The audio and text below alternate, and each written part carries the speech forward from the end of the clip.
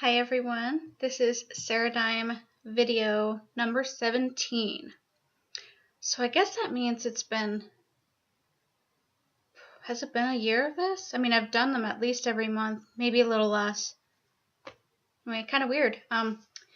I suggest before you finish this video, before you even continue on, just pause it and look at the description below for the Myers-Briggs personality test. A lot of you have either heard of it or already taken it, and if you have, great, you can move on. You don't even have to take it to move on, but you're not going to get much out of it, and it won't make as much sense if you don't. So I suggest taking 10 minutes to take it, and maybe encourage your spouse or your child or someone you love to take it, because there are 16 different personality types through this test, and they're not just like, what food would you be quizzes. It's way more in depth than that. So if you want, pause it, take 10 minutes or so to take the test and to maybe take another few minutes to look over the results, and then come back to this video. And if you don't take the test, you can still move on. I'll just charge you a $5 fee. I'm just kidding. But I'm going to explain a little bit about my personality type and a lot more about just extroversion and introversion and the misconceptions about them. So I will say one thing. Your personality result with this quiz is not just about being extroverted or introverted, but that's just what I'm focusing on because it's a big part of it. In fact, it's the first letter in all of the personalities, so I think it's pretty important for every relationship, especially marriage, and I'll mention a couple of things that I've experienced, but let me tell you that my personality type is ESFJ, named the Consul, and each letter stands for extroversion, sensing, feeling, and judging. I will link a blog as well that I wrote on my personality. I shouldn't even say I wrote it. Most of it is from the website. I just took out a couple of phrases that were kind of either repetitive or not necessary, and I bolded a couple things so it's more readable, I think. But it's practically what's on the website for that personality. There's a tab before you even take the quiz. You can look at all 16 personality types and read through their strengths, their weaknesses, how to interact with them, things like that. One quick note about extroversion, just the word. Extroversion can be spelled with an A or an O. I spell it with an O, but the site spells it with an A, but I think that's the original spelling. But for you who also get crazy about grammar things, I just figured I'd mention it. Let me explain simply that introversion does not necessarily mean the person is shy, has no friends, and can't socialize well.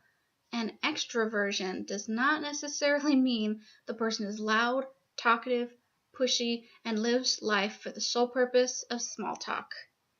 Being extroverted or introverted is innate and natural. It's not really something you choose to be. Maybe you come into it a little bit, like you realize it later on, but you don't really choose it. And it's not necessarily indicative of a person's habits. For example, an extroverted person who gets recharged by being around people may be stuck in a job with long hours and maybe sleeps a lot because they get home late and they're in their house a lot, and may be presumed an introvert because people don't see them outside their home much. But they might actually really want to be around people, they just don't have time for it. And that's how they really get recharged. On the same token, an introvert may socialize well, but may be getting exhausted by it. It comes down to what recharges you. I actually have a friend who is an introvert, and when he told me this, I was surprised because he's talking to a lot of people. He actually was a pastor of a church and was always talking with people, and he was really good at it. He really made you feel at ease. But he said he's an introvert, and I didn't really understand them the words as much at the time. But he also said he's a professional extrovert. He's kind of learned how to make it seem like he's an extrovert. He kind of had to be with his job, but what really recharged him was being alone. Now let's break this down some more. This is just about being an extrovert for the most part, this next part, because it's actually part of a blog that I wrote, which I will also link. It's not the blog about my personality type. It's just about the as an extrovert type. So it's just about that one part. And I'm going to read part of it for you, and if you want to read more, you can definitely do that. When I talk, often a lot and at length, this is how I process information, and it sometimes takes a while to get to my point. But I don't even always know what my point is until I have reached it by talking aloud. This might be partly why, in premarital counseling years ago, I learned I wasn't as attentive a listener as I thought. My husband, in comparison, was better at that, while I, the extrovert, was the one who could better articulate what I wanted and what I felt. Pause for a second, just to take a break from reading the blog excerpt. Introverts who are watching this are probably thinking about how when they're talking with people, which isn't as much as me, they think and they process what people are saying first, and then they speak to make their point if they have one, or they'll just listen the whole time. As opposed to me, who is more assertive about saying what I want and what I think, and even who has a problem with interrupting before I let others finish. I have a problem with that. My husband has pointed out to me, and I've known this since I was a child. I've had this problem.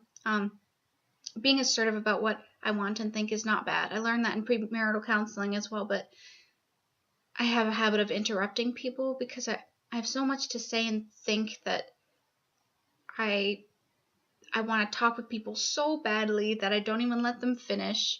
And it's bad, but I'm working on it. Continuing on with the blog. When I talk a lot, I'm not trying to be rude. I just have so much to say. My talking to you is so much how I show I value your company and opinion and want to discuss matters. And no, not just the weather. In fact, I don't care for small talk that much. It tends to be insincere. Oh, the weather's nice, and yeah, I'm fine. Awkward silence is still awkward for me, but I don't really find an excuse to walk away. A lot of introverts probably cut it off at awkward silence and try to leave. They maybe make a bit of excuse even to leave, even if it's not true, or they, like my mom and my older sister, may avoid talking to certain people unless they're really, really close to them, just so they could avoid the whole awkward part, because there usually is in a conversation. What I'll do is I'll ask another question, or I'll tell them something I like about them, just changing the subject, or I'll invite them to walk with me to a different area. That's usually how I make it less awkward.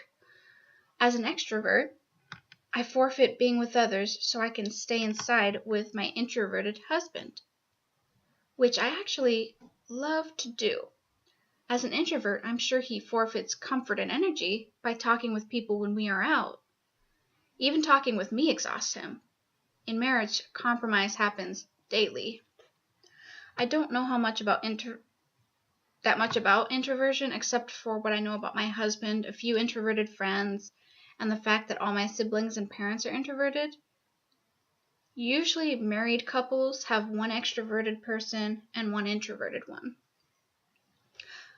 My husband, when coming home from a long day at work, he'd rather listen to his ham radios than discuss something with me, especially if it has to do with what's on our to-do list, money, or anything philosophical that requires in-depth focus. He can definitely converse with me about those things, but not when he's trying to wind down, not when he's trying to relax and recharge. When he's at home unwinding, he'd prefer to scroll Facebook in quiet than perhaps to talk to me on the phone or in person about my day.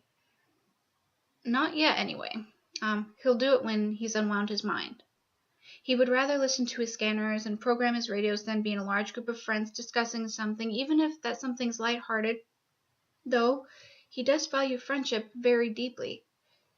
He's not trying to be rude to me or to people he's around, and he will converse. I mean, especially if he's asked a question. He's not like incapable, but he prefers to just spend an hour or 2 or 5 on things on the computer or things that he's using his mind for with his hands, but he's not really a handyman. He's not incapable of that either, but he's more like typing and those tiny little things that I don't understand about radios and things. That's what he does.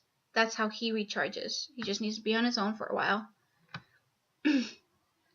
At weddings and events, he would rather snack on the side and people watch. Me, after eating plenty of food because I'm a foodie and that's who I am, I'm the one greeting strangers and probably being connected with them on Facebook by the end of the day. Very different from my husband. A misconception, though, about extroverts is that all extroverts like small talk. Sometimes it has to start there, especially if you're like me, meeting strangers. But for me, I'm not in that boat. We're good at it and we tolerate it, but I want to get to the juice. You tell me you're fine. I'm not only going to ask why you're fine, which can be awkward for you introverts, but I'm most likely going to find out you're actually not fine. That's probably the biggest lie people tell when they're asked how they are, and I refuse to say it because almost never am I actually just fine. I think people say it if they're introverted and they don't want to actually discuss what's really going on, good or bad, or the life is just really hard and people don't want to be honest about it. So they just shut it down with, I'm fine. And people don't know how to continue it. So it usually ends there. A little bit about me as an extrovert. I've hugged a stranger who's now my friend. I've sung in front of strangers. I'm the one who's hugging friends and other people in church, even if I don't know them, when the pastor says to shake hands.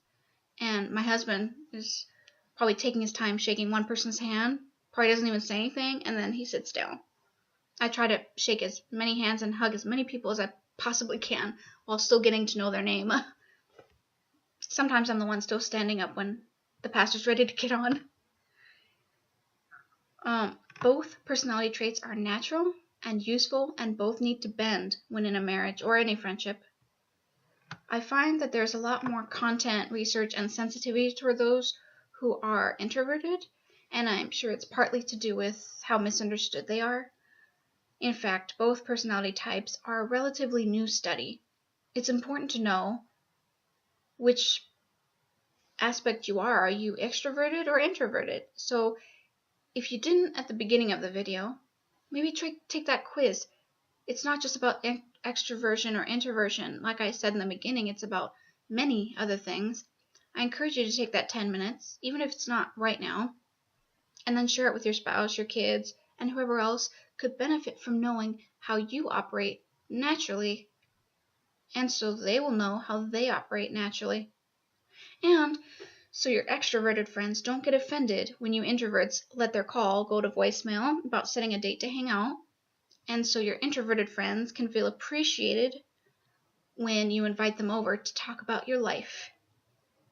If you want clarification, have a question, or have a video request, or you want to share what your personality type is, feel free to comment below or message me privately. Take a look at the 2 blogs that I posted and my contact information in the description.